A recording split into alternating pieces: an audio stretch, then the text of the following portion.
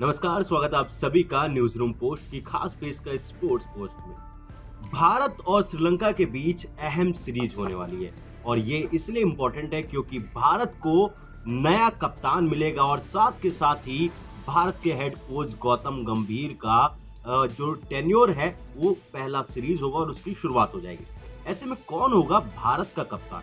क्योंकि जो खबर चल रही है उसके अनुसार आपको बता दें कि रोहित शर्मा, विराट कोहली, जसप्रीत बुमराह श्रीलंका के दौरे पर नहीं जाएंगे और उन्होंने बीसीसीआई से आराम मांगा।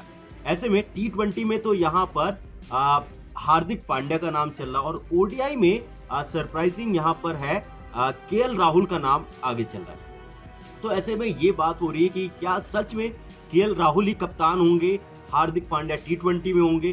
क्या ऐसा नहीं हो सकता कि हार्दिक पांड्या टी20 के साथ ओडीआई की भी कप्तानी कर सकते हैं? क्यों? क्योंकि इसके पीछे का लॉजिक है।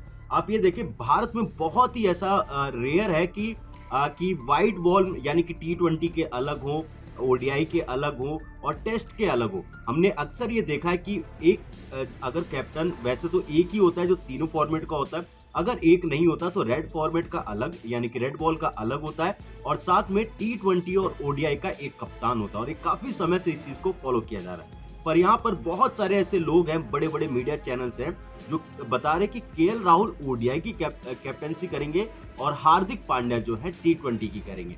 तो ये हो सकता है, पर मुझे कहीं ना कहीं लगता है कि जो अभी तक बीसीसीआई ने पिछले 10 से 15 सालों में जिस चीज को फॉलो किया है कि अगर हार्दिक पांड्या, वैसे तो हार्दिक पांड्या ही टी20 के कप्तान होंगे, इसमें किसी को भी डाउट नहीं है क्योंकि रोहित शर्मा के रिटायरमेंट लेने के बाद अब भारत को एक परमानेंट कैप्टन चाहिए टी20 का और हार्दिक पांड्या इस समय सबसे आगे चल रहे हैं और वही आपके कप्तान होंगे। और ऐसे में मुझे लगता है कि अगर हार्दिक पांड्या जो है टी20 में कप्तानी करेंगे तो वो आपको ओडीआई में भी कैप्टनसी करते हुए दिख सकते हैं और उनको दिखना भी चाहिए, क्योंकि आप अगर टी20 के साथ साथ ओडीआई की भी कैप्टनसी कर सकते हो। माना ठीक है कि ओडीआई में कैप्टनसी केएल राहुल ने ज्यादा करी है, पर ऐसा नहीं कि हार्दिक पांड्या ने किया ही नहीं।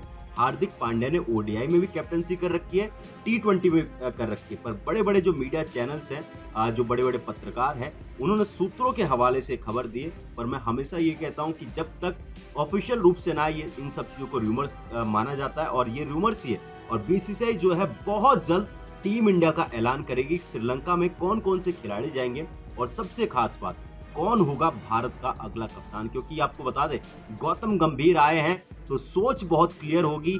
2025 चैंपियंस ट्रॉफी, 2026 टी20 वर्ल्ड कप, ये भारत के बड़े टारगेट है और उससे पहले आप देखेंगे WTC भी होगा। यानी कि कप्तान जो है वो बहुत ही इंपॉर्टेंट होगा और इस सीरीज से हमें पता लगे और साथ के साथ ही गौतम गंभीर की टीम क्या होगी। यानी कि हेड कोच तो बन गए, बॉलिंग कोच कौन होगा, फील्डिंग कोच कौन होगा, बैटिंग कोच कौन होगा, पूरा सपोर्ट स्टाफ कौन होगा, उस पर भी बातें चल रही हैं।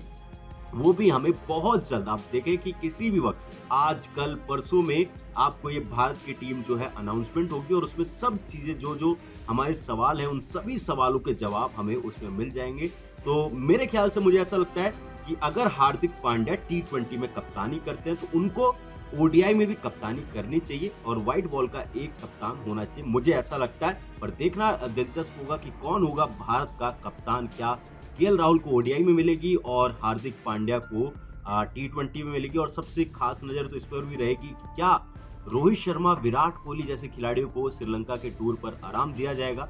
जो भी खबर होगी आपको हम सबसे पहले देने की कोशिश करेंगे। मेरे साथ स्पोर्ट बस इतना ही, और भी खबरों के लिए देखते रहिए न्यूज़ रूम पोस्ट।